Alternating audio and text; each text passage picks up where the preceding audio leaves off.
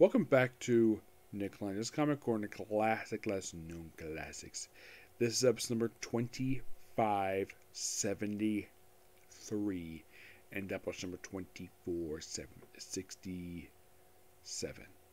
Yep. Now, first up, we're discussing issues from Moon Knight, Marc Spector Moon Knight. My original plan for this one was to go from issues 8 to 38, but there's some issues I'm skipping. Well, it turns out in the case of 8 to 10, I had discussed that when I talked about I think it was Avengers Axe Adventures trade. And issue 25, I had discussed that when I reviewed the first Epic Collection for Ghost Rider and Catch. 1124 is basically like a 14-part serialization story arc where Moon Knight fights this guy called Arsenal for a few issues, and he's put on trial for the next 4 issues, and then he ends up dealing with Raoul Bushman. It kind of gets, it's basically like everything on the book at this point in time, all it gets wrapped up with issue number 24.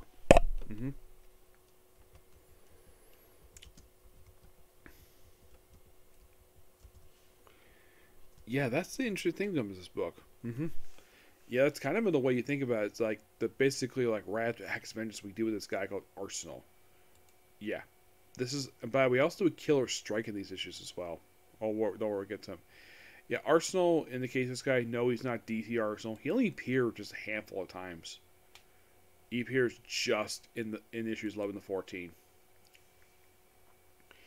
Yep.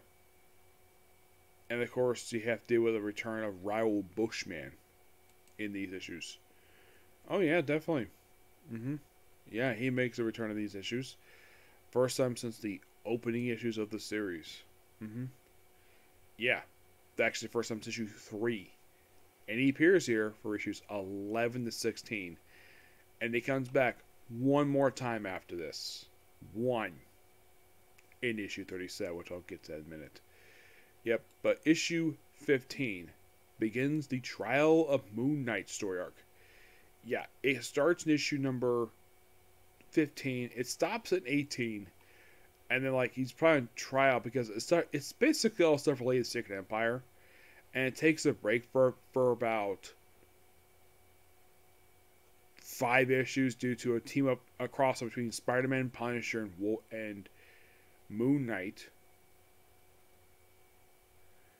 To deal with, basically, the whole thing with Secret Empire. It's like we lead into that, and it's an excellent story arc. Yes. This whole team up with these 3 guys is so awesome. Yeah, it's a 5-issue story arc. Well, actually just wraps in 3 issues. Then we still deal with them, but it's mostly for them basically we all deal with the first appearance of a guy named Chainsaw. And he appears in issue 22 and 23, and he does not appear in the book until fairly recently. Oh, by the way, the writer of these issues, pretty much all of them, except for issues 26 and 30, it's all Chuck Dixon. Yep, Chuck Dixon and Sal Valito are basically the creative team of this book. 24 wraps up the whole storyline with the Brethren Brotherhood. Yes, who made their debut. They're like a biker gang associated with the Secret Empire. And after this 2-parter, they next pop up Punisher War Journal and Marc Presents, and that sadly is it for them. Yep. 24, like I mentioned, is the epilogue to the Trial of Moon Knight. Yep. Yeah, it's weird, though, the fact that they take a break from the story for about 5 issues to come back to it. And since I've already discussed issue 25, starting straight to issue 26. 26 to 30 is the Scarlet Redemption arc. It is a 6-part story arc with gorgeous covers by Bill Sienkiewicz. The main villain of the story is Stained Glass Scarlet. Yep. She returns this book after issue 24 of Marc Spector Moon Knight. Yes, so that was back in 1982. The first issue of this very storyline came out in 1981. So this is basically the first appearance in 9 years. Yep. And there's also the whole thing with Stained Glass Scarlet. Also is attracted to Marc Spector, and this kind of deals with that too. It's a really good story arc.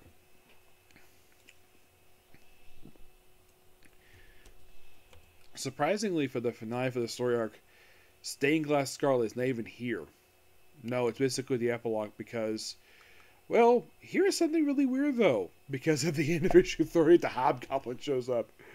You're thinking, really? Frickin' Hobgoblin? Oh yeah.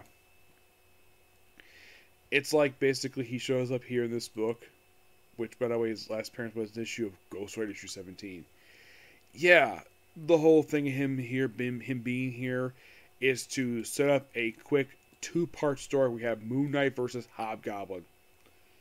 Yep. Which involves Spider-Man return to the title when he's in the black costume. Again. Yep. It's a quick 2-parter. And then basically 34 deals with Killer Strike. Yes. Killer Strike. It seems that Chuck Dixon really wanted to include this guy for some reason. Yeah. And this actually is his last time he would fight Moon Knight. First time he fought Moon Knight is issue 10 of this very comic book. So, he pops out here for this one issue, and then he next appears in Web Spider-Man 91. I was like, yeah, let's throw in Killer Strike here for an issue. Then we have the Blood Brothers story arc, and this is basically a 4-parter. And this basically also involves Moon Knight teaming with the Punisher once again. And this story also has the last appearance for quite a while of Bushman. Yep. After this story wraps up, he appears in issue 37, which is part 4 of the story. And he's not sitting again into a one-shot release 2 years later. Yeah, but the whole story is really a lot of fun. Yeah. I do appreciate the fact they feature Punisher in here. And Punisher, he last appeared back in Punisher Smash number 2. No, kind of anyways, but yeah, really fun story. Basically, it's him versus the Shadow Knight. Yep, that's the whole point of the Blood Brothers story arc. Yeah, it's basically Punisher teaming up with him to take on Randall Spector, Marc Spector's brother.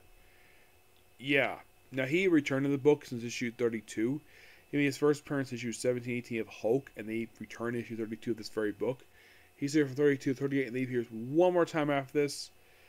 And then he has not appeared again forever. He does not make an experience again. The Vengeance Moon Knight number 3. I will be discussing Moon Knight Spectre number 50 later, but yeah, these issues are just really, really good. No bad issue. I like the fact that Jane DeMatteis brought back Bill Sienkiewicz to the covers for issues 26-31 because Stained Glass Scarlet was a character he created. So, of course, basically do the covers for that one. Yep, just really good here. Next up we have is the final Epic Collection for Power Man and Iron Fist. Yes, the final one. Which to collect the issues 108 to 125. Yep. The last one. Yep, because right after this book, after reviewing this, next thing I review for Luke Cage is basically his short-lived ongoing series from the 1990s, Cage. And I'll reveal something interesting about the end of this book and the start of that book. So a lot of this book focused not a little bit on Luke Cage and like a lot more Luke Cage this time than basically just Iron Fist. But the book is called Hardball. Yep, Hardball.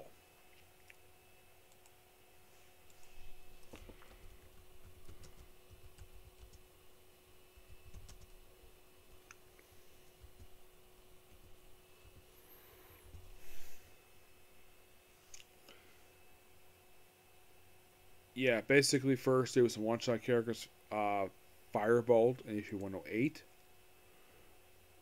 And then they deal with a character named Reaper, who is a one-shot character, yeah. So yeah, let's have Power Man Fist deal with some one-shot characters to start off with. Also, Raphael Surfy. Yeah, he was a character from Moon Knight's book. Moon Knight was Iron Fist's book. I think this is one of his last appearances. Like, Yeah, after this issue, he doesn't appear again until issue Daredevil 228. He's going to return the Iron Fist book into Iron Fist Volume 4. He actually may return in Daredevil Gang War. So yeah, let's have one-off appearance of this guy. And then basically, by the way, the writer of these issues is, I believe it's Mary Jo Duffy, is it? Oh, it's Christopher Priest. Yep, he's your writer. Well, he writes it. She writes issue 108. 109 is Alan Rollins. And then in issue 110, we deal with Nightshade, Celito, Discus, Mountain Man Marco, and the Eel. Mountain Man Marco had last appeared in Hardball Iron Fist number 92, so it's been like about a year. Yeah, the whole thing with Nightshade, they actually reference her appearance in Captain America part of this one. Yeah. Also, she's got a brand new costume. Yeah. Yeah, when she first showed up, she was basically an associate of Yellow Claw. Yeah, and here's the thing. Prior to this one comic, her last appearance was in Marvel TMA number 3, and then she returns to Captain America right after this. They're like, hey, let's have her appear for one issue here. And the Eel is the second one, because the first one got killed back in the 70s. And then we deal with this guy called Captain Hero, who is really a Super Skrull.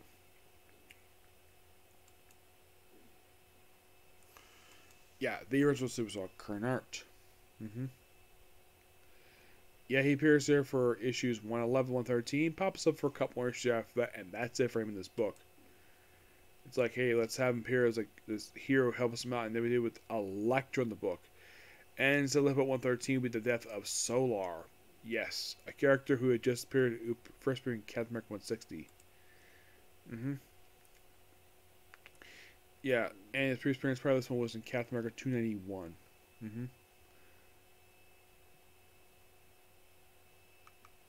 And just talking about his appearance in Marvel Team 123.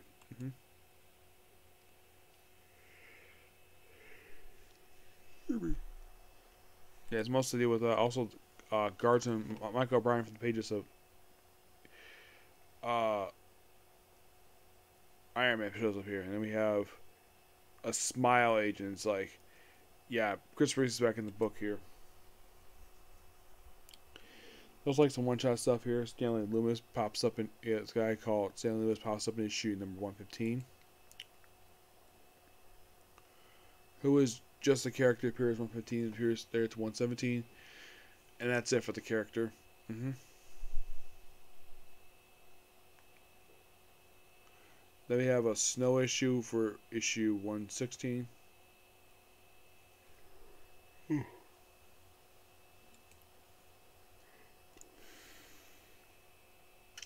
And then from issues 120, 118 to basically 120, basically is a return to Kun Lun.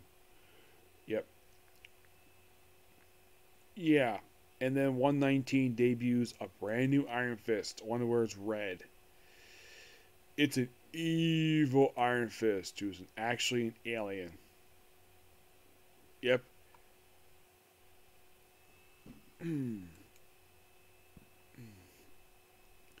Yeah, he basically beat Iron Fist in this book for quite a while. And Iron Fist, well, pretty much after the whole thing wraps up with Return to Kun Lun stuff.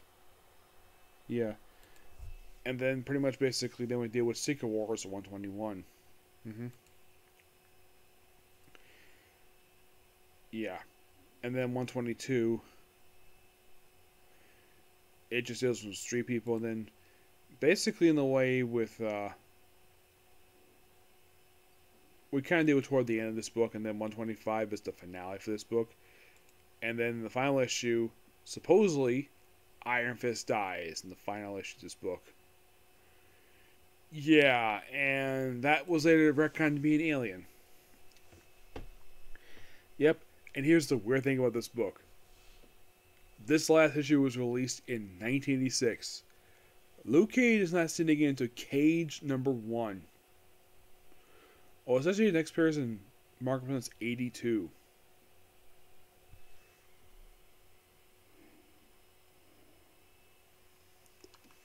Yeah, that's basically its next appearance, but Yeah. And this issue comes in 1991, roughly 5 years later. I'll be discussing the future that return for him. Yep, but Power and Fist is an excellent book. Nothing really wrong with this book at all. My guess is presumably the reason why they had to end it probably because of low sales, presumably. Excuse me. Yep. But yeah, this book is done. So next up basically is going to be, well, for Luke Cage, the first ever Cage, and Marc versus 80. He'll discuss that too.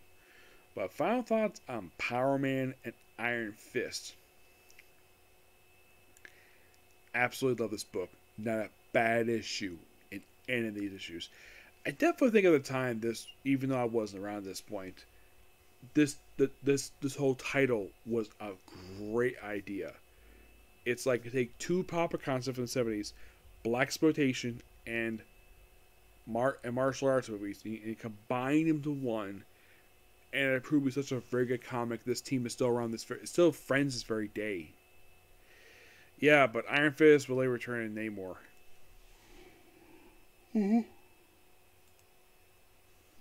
Yeah.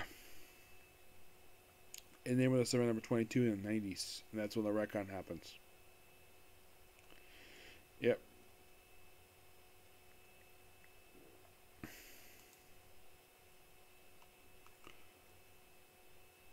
But what about Jerry Hogarth?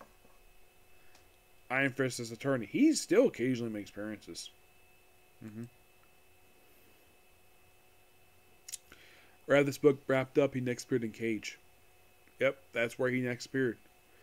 For a small handful of issues, and he popped up in other books since then. His last known appearance was in Mortal Iron Fist 27, which came out in 2009. Which, of course, it was revealed in the issue that Miss Knight got pregnant, and then it was later revealed, nope, she was never pregnant, was lied. Yep, she lied. Yes, Miss Knight lied about being pregnant. All because she did not want to have children. Which I thought was so stupid.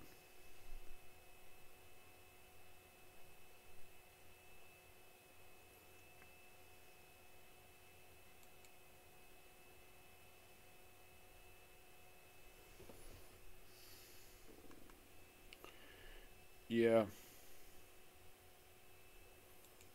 Whoever thought that was a good idea was a complete moron.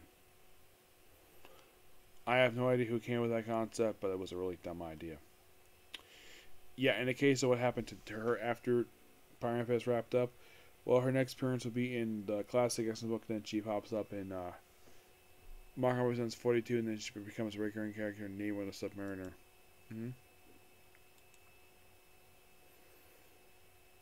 Yeah, but fun series. Love it. And I'm going to wrap up here because I got to get ready for bed soon. So, 2 late for my other videos. Bye.